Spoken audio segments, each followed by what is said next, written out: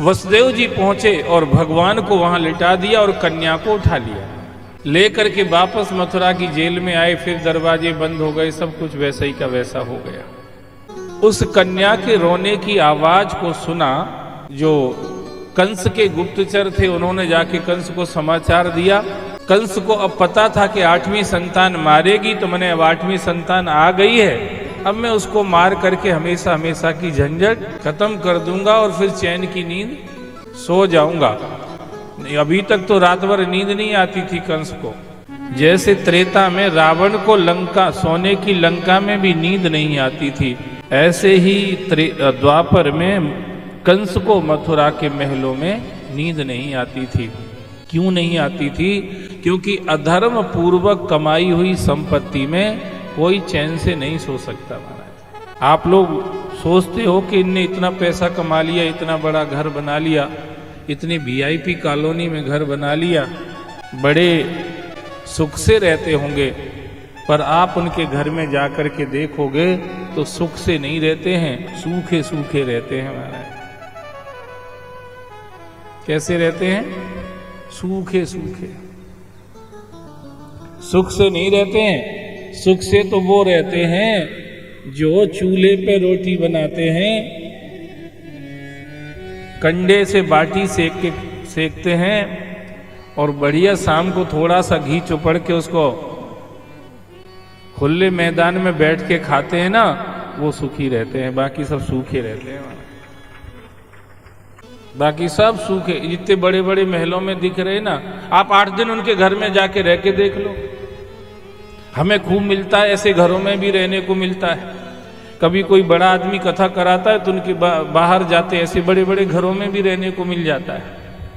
तब हम देखते रहते हैं और आप लोगों को समझाने के लिए मेमोरी में रख लेते हैं कि मत चक्कर में पड़ो, समय बर्बाद हो रहा है यार।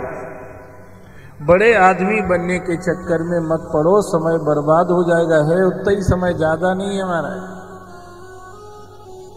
इसीलिए बड़े आदमी बनने की जगह भगवान के चरणों में पड़े रहने की आदत डालो।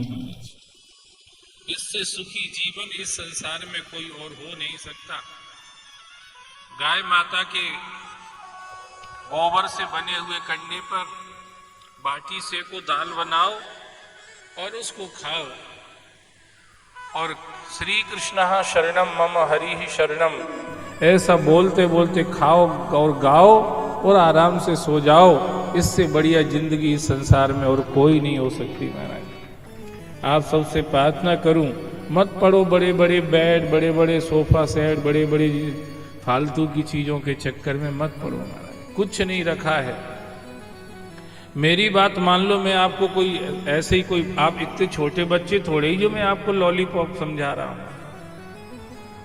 मैं आपको सच्ची बात कह रहा हूं। बड़े लोग सुखी नहीं हैं। कोई पूछे बड़े लोग कैसे हैं तो कह देना सूखे हैं। महाराज, सब लोग याद रखना, ठीक है? बड़े लोग कैसे हैं? बोले सूखे हैं। वो कहें ऐसे कैसे कह रहे यार सूखे हैं, दिखते तो अच्छे हट्टे कट्टे ऐसे मोटे तक गए। बोले घर में जाकर के देख लो, सब पोल खुल जाएगी। महाराज, इंसान की ड्यूटी कुत्ते बजा रहे हैं उन घरों में, क्या करोगे आप जाकर के बताइए ना,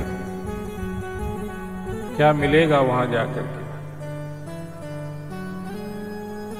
अब घरों में बच्चों की किलकारियां नहीं आती हैं, कुत्तों की भौंकने की आवाजें आती हैं। महाराज, दुर्भाग्य से we are running towards the danger zone.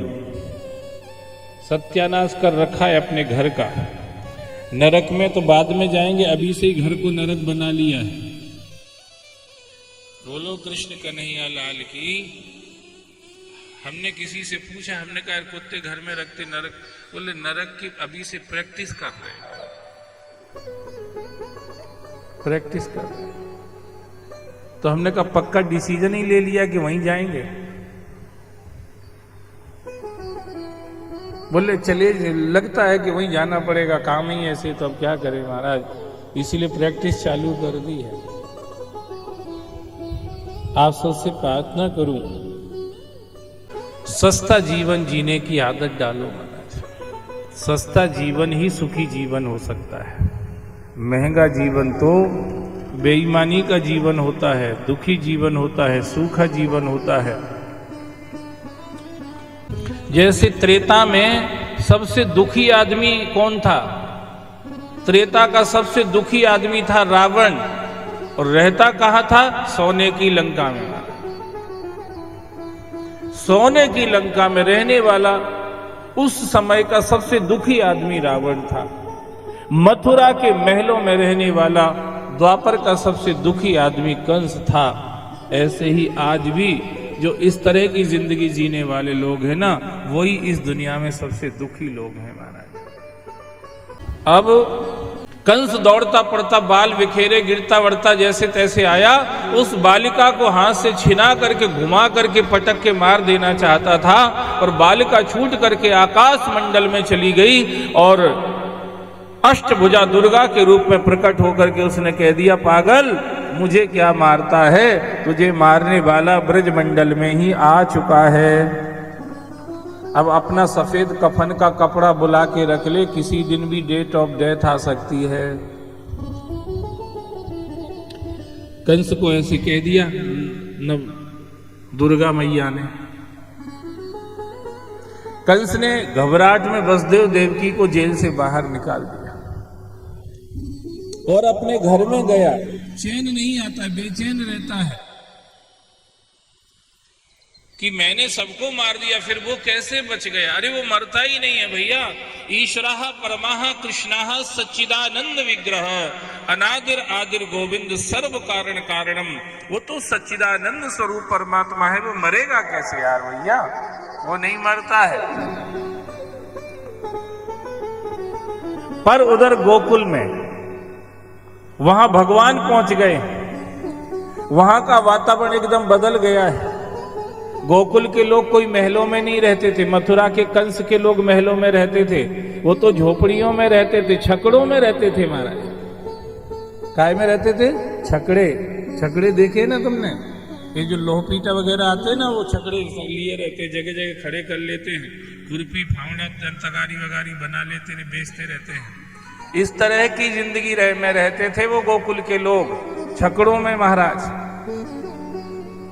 पर छकड़ों में इतने प्रसन्न रहते थे, इतने प्रसन्न रहते थे, और उस प्रसन्नता में आज और चार चांद लग गए, क्योंकि कृष्ण कन्हैया लाल वहां पर पहुंच गए हैं। जैसे ही सवेरा सवेरा हुआ ही था, आज का ये प्रातः काल सबके लिए कुछ विशेष है। ऐसे तो रोज ही सवेरा होता है, पर आज का सवेरा कुछ विशेष है, क्योंकि वो जिंदगी में सिर्फ रात के बाद का सवेरा लेकर के नहीं आया है।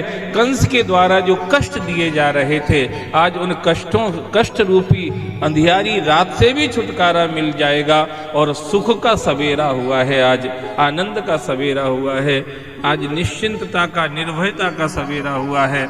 इसलिए गोकुल के लोग बड़े प्रसन्न थे।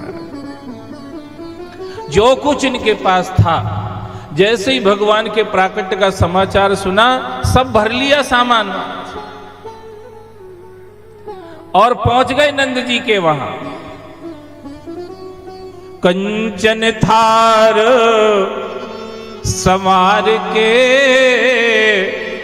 और में दीपक बार, करने आई आरती हिल मिल के ब्रजनार।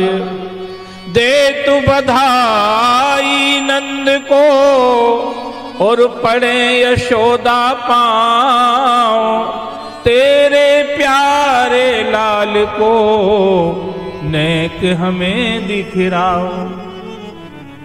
हीरे मोती जवाहरा सोना चांदी जो कुछ भी था सब भर लिया महाराज, कन्हैया पर न्यौछावर करने के लिए। जैसे सब इन्हीं के लिए इकट्ठा कर रखा था महाराज, सब लुटाने चली गई ले लेके भर भर के, और जाकर के कन्हैया के ऊपर न्यौछावर करके सब रख दिया। और यशोदा मैया से कहने लगी, मैया कन्हैया का दर्शन करा दो। मैया ने कहा मैं बिल्कुल भी नहीं कराऊंगी, कहीं किसी की नजर लग गई तो। किसी समझदार गोपी ने कहा मैया इनको कोई नजर नहीं लगती है, इनकी नजर जिस पे पड़ जाती है उसकी जन्म मरण की जड़ कट जाती है, इनको गाय की नजर लगेगी। यशोदा मैया ने कहा मैं तुम्हारे स्पीच पर भरोसा नहीं कर सकती हूं। लाला हुआ तो नर्सिंग होम जाने की जरूरत नहीं पड़ी, और अगर नजर लग गई तो पता नहीं कहां काले कपड़े लाल कपड़े जादू टोना वालों के पास भगना पड़ेगा। इसलिए मैं इतनी बड़ी रिस्क नहीं ले सकती हूं, सॉरी, मैं बिल्कुल लाला का दर्शन नहीं कराऊंगी। पर सब गोपियां पांव में पड़ गई महाराज। तेरे प्यारे लाल को नेक हमें दिखराओ, ए मैया थोड़ा सा दर्शन करा दो। ए आंखें हमने सुरमा लगाने के लिए, काजल लगाने के लिए नहीं रख रखी है मैया, तुम समझो तो सही। ये आंखें हमने इसके लिए नहीं रख रखी हैं। फिर बोले हमारी हमेशा से एक ही प्रार्थना रही विधाता से, अरे कागा चुन चुन खाइयो सब अंगन को मांस, अरे दो नैना मत खाइयो मुझे श्याम दरस की आस। मेरी हमेशा से प्रार्थना एक ही रही कि हे विधाता कितने कौआ भेज दो भूखे हो तो, मेरे पूरे शरीर के मांस को खा जाए, मैं बिल्कुल ऑब्जेक्शन नहीं करूंगी, पर एक ही प्रार्थना है हमारी ये दो आंखों को मत छेड़ना बस। क्यों इतनी छोटी जगह से तुम्हारा इतना प्रेम क्यों है? बोले दिखाई ही नहीं से देता है। इन आंखों से हम कृष्ण दर्शन के लिए लालायित रहती हैं, अगर आंखें ही नहीं रहेंगी तो हम उनको देखेंगी कैसे? इसीलिए हमारी आंखें मात्र छोड़ दो। जिन्होंने अपनी आंखें ही इसके लिए धारण कर रखी हों, और अगर उनको दर्शन में कुछ व्यवधान हो तो बेचैनी होना स्वाभाविक है, व्याकुलता होना स्वाभाविक है। इसीलिए पांव में पड़ गई यशोदा मैया के।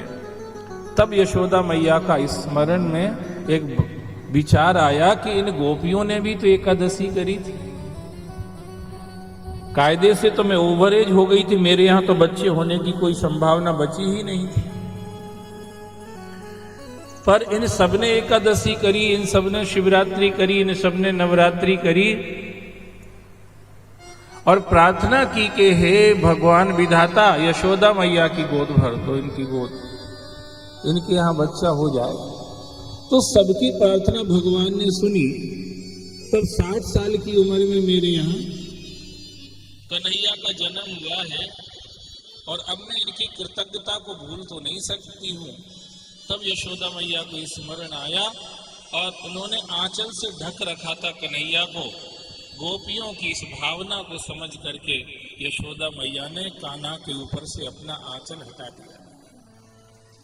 जैसे ही हटाया, ये युग युगों की, ये कल्प कल्पों की जो आशा थी इन गोपी ग्वालों की कृष्ण दर्शन लालसा, आज भगवान को देख करके पूरी हो गई।